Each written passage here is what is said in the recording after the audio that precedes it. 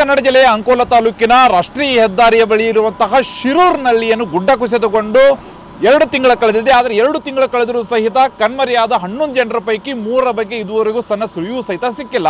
ಅದರ ಜೊತೆಗೆ ಕೇರಳ ಮೂಲದ ಲಾರಿ ಚಾಲಕ ಅರ್ಜುನ್ ಲಾರಿ ಸಮೇತ ನಾಪತ್ತೆಯಾಗಿದ್ದಾನೆ. ಆ ಹಿನ್ನೆಲೆಯಲ್ಲಿ ಕಳೆದ 4 ದಿನಗಳಿಂದ 3ನೇ ಹಂತದ ಕಾರ್ಯಾಚರಣೆ ನಡೀತಾ ಇದೆ. ನೀವು ದೃಶ್ಯದಲ್ಲಿ ನೋಡಬಹುದು, ಡ್ರೆಡ್ಜಿಂಗ್ ಮತ್ತು ಬಾರ್ಜ್ ಎಂಬ ವಿಶೇಷ ಯಂತ್ರಗಳ ಮೂಲಕ ಕಾರ್ಯಾಚರಣೆ ಮಾಡಲಾಗ್ತಾ ಇದೆ. ಈಗಾಗಲೇ ನಾವು ಗಂಗಾವಳಿಯ ನದಿಯ ಮಧ್ಯದಲ್ಲಿ ಇದ್ದೀವಿ. ಎಲ್ಲಿ ಗುಡ್ಡ ಕುಸಿತಗೊಂಡಿತ್ತು, ಗುಡ್ಡ ಕುಸಿತಗೊಂಡು ಯಾವ ಸ್ಥಳದಲ್ಲಿ ಮೃತದೇಹಗಳು ಸಿಗಬಹುದು ಎಂಬ ಸಂಶಯ ತಜ್ಞರು ವ್ಯಕ್ತಪಡಿಸಿದ್ದಾರೆ. ಆ ಸಂಶಯದ ಮೇಲೆಗೆ ಈಗಾಗಲೇ ಜಿಲ್ಲಾಡಳಿತ ಕಳೆದ 4 ದಿನಗಳಿಂದ ಕಾರ್ಯಾಚರಣೆ ನಡೆಸ್ತಾ ಇದೆ. ನೀವು ದೃಶ್ಯದಲ್ಲಿ ನೋಡ್ಬೋದು ಯಾವ ರೀತಿಯಾಗಿ ಕಾರ್ಯಾಚರಣೆ ಮಾಡಲಾಗ್ತಾ ಇದೆ ಅಂತ.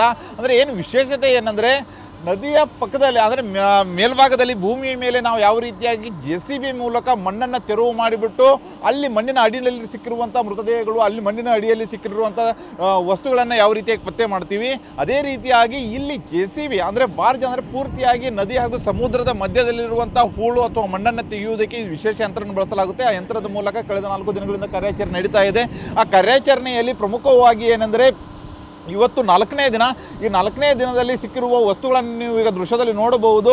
ಎಲ್ಲ ಒಂದೊಂದಾಗಿ ವಸ್ತುಗಳು ಸಿಗ್ತಾ ಇದೆ. ಯಾಕೆಂದರೆ ಜುಲೈ 16ರಿಂದ ನಿರಂತರವಾಗಿ 1 ತಿಂಗಳ ಕಾಲ ಕಾರ್ಯಾಚರಣೆ ಮಾಡಿದ್ರೂ ಸಹಿತ ಕೇವಲ 8 ಮೃತದೇಹಗಳು ಸಿಕ್ಕಿದ್ದು. ಆದರೆ ಅಂಗಡಿಗೆ ಸಂಬಂಧಪಟ್ಟಿದ್ದ ವಸ್ತುಗಳು ಅಷ್ಟೇ ಅಲ್ಲದೆ ಅವರು ಯಾರು ಕಣ್ಮರೆಯಾಗಿದ್ದರು ಮತ್ತು ಯಾರು ಮೃತರಾಗಿದ್ದಾರೆ ಅವರ ಸಂಬಂಧಪಟ್ಟಿದ್ದ ವಸ್ತುಗಳು ಯಾವೊಂದೂ ಸಹಿತ ಸಿಕ್ಕಿರಲಿಲ್ಲ. ಆದರೆ ಈಗ ಒಂದೊಂದಾಗಿ ವಸ್ತುಗಳು ಸಿಗ್ತಾ ಇದೆ. ಇನ್ನು ದೃಶ್ಯದಲ್ಲಿ ನೋಡಬಹುದು, ಈ ಕಡೆಗೆ ಲಾರಿ ಚಕ್ರಗಳು ಅಂದರೆ ಪ್ರಮುಖವಾಗಿ ಏನಂದರೆ 2 ಲಾರಿಗಳು, ಒಂದು ಅರ್ಜುನ್ ಲಾರಿ ಹೋಗಿದ್ರೆ, ಇನ್ನೊಂದು ಗ್ಯಾಸ್ ಟ್ಯಾಂಕರ್ ಅಂದರೆ ಮಂಗಳೂರಿನಿಂದ ಗೋವಾ ಕಡೆಗೆ ಹೋಗುತ್ತಿದ್ದಂಥ ಗ್ಯಾಸ್ ಟ್ಯಾಂಕರ್ ಒಂದು ಏನು ಸಗಡಗೆರೆ ಗ್ರಾಮದಲ್ಲಿ ಸಿಕ್ಕಾಕೊಂಡಿತ್ತು. ಆ ಟ್ಯಾಂಕರ್ನ ಕೆಳಭಾಗದಲ್ಲಿರುವಂತಹ ಅಂದರೆ ಚಕ್ರಗಳು ಎಲ್ಲವೂ ಸಹಿತ ಈಗಾಗಲೇ ಪತ್ತೆಯಾಗಿದೆ. ನೀವು ದೃಶ್ಯದಲ್ಲಿ ನೋಡಬಹುದು. ಯಾಕಂದರೆ 2 ತಿಂಗಳ ಬಳಿಕ ಈಗ ಒಂದೊಂದು ವಸ್ತುಗಳು ಪತ್ತೆ ಆಗ್ತಾ ಇದೆ. ಯಾಕೆಂದರೆ ಈಗ ಮಳೆಯ ನೀರಿನ ರಭಸ ಕಡಿಮೆ ಆಗಿರುವ ಹಿನ್ನೆಲೆಯಲ್ಲಿ ಈಗಾಗಲೇ ಕೆಲವೊಂದು ವಸ್ತುಗಳು ಪತ್ತೆ ಆಗ್ತಾ ಇದ್ದಾವೆ. ಅಷ್ಟೇ ಅಲ್ಲದೆ